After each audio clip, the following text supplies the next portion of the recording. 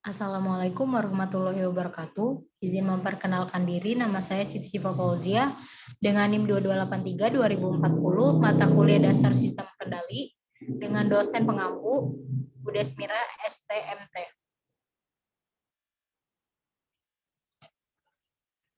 Di sini saya akan menjelaskan tentang UTS dasar sistem kendali. 1. Mengapa dalam pengukuran diperlukan instrumen pengukur? Tujuannya untuk mendapatkan informasi mengenai sifat-sifat fisik, kimia, biologi dari suatu benda atau suatu keadaan proses. Untuk mengatur sesuai dengan informasi yang diinginkan. Pengujian alat ukur kadar air, alat ukur suhu, alat ukur tekanan, alat ukur gaya tekanan, kebisingan, teknometer digital, dan lain-lain yang harus mampu mengukur secara akurat pada setiap perubahan. Next. 2. Gambarkan diagram sistem pengendalian temperatur dari suatu setrika otomatis dan jelaskan. Suatu setrika listrik secara termostat mengatur panas yang dihasilkan pada setrika. Masukan ini, sistem tersebut adalah suhu acuannya yang diset secara tepat oleh termostat, sedangkan keluarannya adalah suhu yang dihasilkan sebenarnya yang bisa dideteksi dengan cara pengukuran temperatur. Apabila termostat mendeteksi suhu keluaran lebih kecil dari masukan, arus listrik mengalir dan memanaskan elemen pemanas hingga suhu menyamai acuannya dan secara otomatis arus akan diputus lagi. Dari gambar ini dapat dijelaskan bahwa suhu acuannya diset secara tepat oleh termostat, lalu keluarannya mengecil daripada masukan atau arus listrik ini. Lalu arus mengalir dan mengalir ke elemen pemanas sehingga acuannya sama, dan apabila sudah terlalu panas maka ia akan otomatis mati atau menstabilkan pemanasnya tersebut. Next. 3. Gambarkan dan jelaskan diagram sistem pengendalian jelajah mobil. Untuk kecepatan berkendara, misalnya rambuhannya mengizinkan 40 km per jam, dengan adanya rambu tersebut setiap pengendara harus mematuhi dengan cara memelihara supaya kecepatan kendaraan berkisar pada angka tersebut. Sebagai alat untuk memonitor, biasanya dipasang speedometer dan acuannya adalah kecepatan 40 km per jam. Apabila terjadi penyimpangan antara yang tercatat pada speedometer terhadap kenyataan kecepatan kendaraan, maka pengendara senantiasa berusaha untuk melakukan pengendalian dari larinya kendaraan dengan menambah atau mengurangi kecepatan putaran mesin. Proses ini dilakukan pengendara agar tidak langsung mensinergikan beberapa komponen yang memengaruhi sistem kendali jelajah kendaraan. Next. 4. Jelaskan sistem pengendalian yang terdapat karburator motor atau mobil. Fuel, air, atau campuran ialah campuran bahan bakar dan udara dialirkan ke ruang bahan bakar untuk dibakar. Air-bleed air memungkinkan udara bercampur dengan bahan bakar yang ditarik keluar dari nozi pelepasan untuk mengurangi densitas bahan bakar dan meningkatkan penguapan bahan bakar. Throttle valve fluid chamber level bahan bakar dipertahankan, aliran campuran udara bahan bakar dikendalikan oleh katup throttle. Katup throttle disetel dari kokpit oleh throttle oleh perangkat tipe fluid fuel inlet. Bahan bakar diterima karburator melalui saluran masuk bahan bakar. Discharge nozzle bahan bakar didorong melalui nozzle pelepasan ke venturi oleh tekanan atmosfer yang lebih besar di ruang pelampung. Venturi tersebut tercipta daerah bertekanan rendah. Fuel air inlet udara masuk ke karburator melalui saluran masuk udara. Jarum campuran mengontrol bahan bakar ke nozzle pelepasan. Posisi jarum campuran dapat diatur menggunakan kontrol campuran. Next. Berikan contoh dan penjelasan tentang aplikasi teknik kendali di dunia industri. Dunia industri ini pada saat ini membutuhkan alat teknologi robotika untuk menunjang pekerjaan manusia.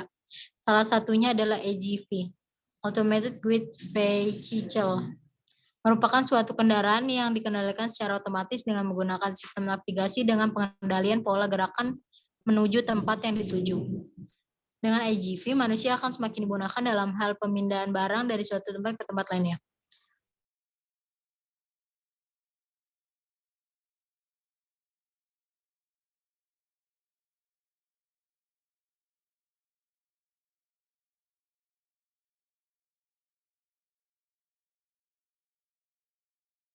Mengizinkan AGV. Metode ini mengendarai adalah baik bahwa mudah untuk mengatur siasat ruang atau spasi kecil lebih sering daripada tidak. Ini adalah dilihat pada saat suatu AGV yang digunakan untuk pengangkatan dan masuk ruang atau spasi ketat. AGV sedang bekerja dekat mesin. Susunan ini untuk roda atau kemudian tidaklah digunakan menyeret aplikasi sebab AGV akan menyebabkan kereta gendeng itu ke jeknif ketika itu memutar lain jenis, kemudian digunakan kendali roda atau pengemudi AGV. Next.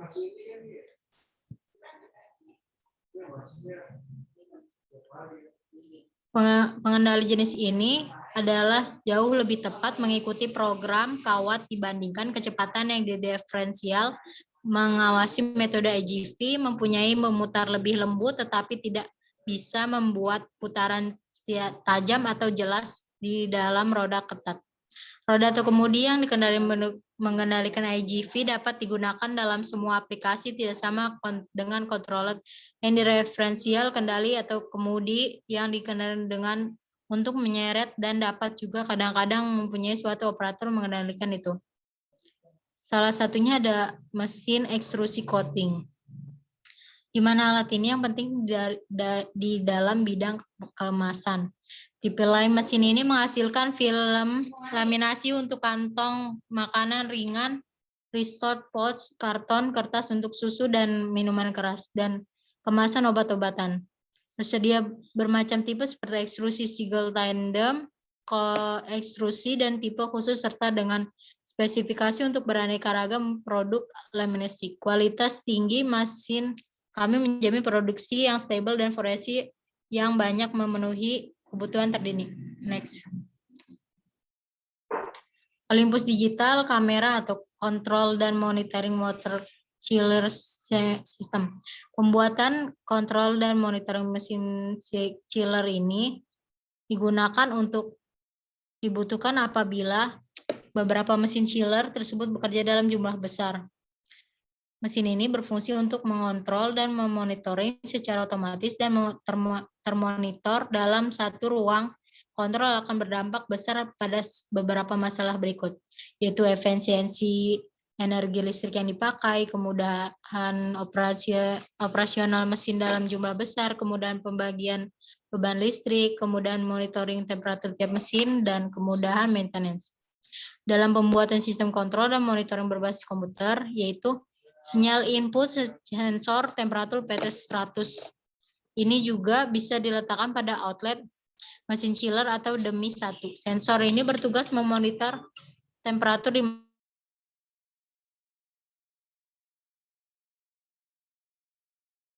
masing-masing pipa chiller dan alarm temperatur baik high ataupun low temperatur. Next. Tombol operasional pembuatan ini Control on dipakai untuk menghidupkan unit mesin sehingga temperatur akan turun kembali ke range temperatur yang diinginkan. Dan tombol off dipakai untuk mematikan mesin yang menaikkan temperatur chiller. Penggunaan tombol on dan off ini sangat membantu pihak operasional gedung untuk menghidupkan dan mematikan dengan lebih cepat, efisien, dan mudah. Kontrol unit lain, kontrol dan sistem monitoring bisa dikembangkan untuk efisiensi energi, antara lain sistem kontrol pada pompa water heater lainnya. Mesin CNC. merupakan mesin perkakas yang dilengkapi dengan sistem mekanik dan kontrol berbasis komputer yang mampu membaca instruksi kode. Agar bekerja sesuai dengan program benda kerja yang akan dibuat secara umum, cara kerja perkakas CNC ini tidak berbeda dengan perkakas lainnya konvensional. Fungsi CNC dalam hal ini lebih banyak menggantikan pekerjaan operator dalam mesin perkakas konvensional, misalnya pekerjaan shitting tool atau pengatur gerakan pahat sampai pada posisi siap motong. Gerakan pemotong dan gerakan kembali ke posisi awal dan lain-lain. Demikian pula dengan pengaturan kondisi pemotongan, kecepatan pemotong, ketepatan dan kedalaman pemotongan, serta fungsi pengaturan yang lainnya. Next. Robot. Bidang robot humanoid, yaitu robot yang menyerupai manusia baik fungsi maupun cara bertindak. Contoh robot ini adalah Asmino yang dikembangkan oleh Honda. Robot adalah sebuah alat mekanik yang dapat melakukan tugas fisik baik menggunakan pengawasan dan kontrol manusia ataupun menggunakan program yang telah didefinisikan terlebih dahulu. Robot biasanya digunakan untuk tugas yang berat, berbahaya, pekerjaan yang berulang dan kotor. Biasanya kebanyakan robot industri digunakan dalam bidang produksi. Penggunaan robot lainnya termasuk untuk pembersihan limbah, beracun, penjelajah bawah air dan luar angkasa, pertambangan pekerjaan, cari dan tolong, search and rescue. Dan untuk pencarian tambang, belakangan ini robot memulai memasuki pasaran konsumen di bidang hiburan dan alat pembantu rumah tangga seperti menyedot tebu dan pemotong rumput. Mungkin itu saja yang bisa saya sampaikan, kurang lebihnya mohon maaf. Wassalamualaikum warahmatullahi wabarakatuh.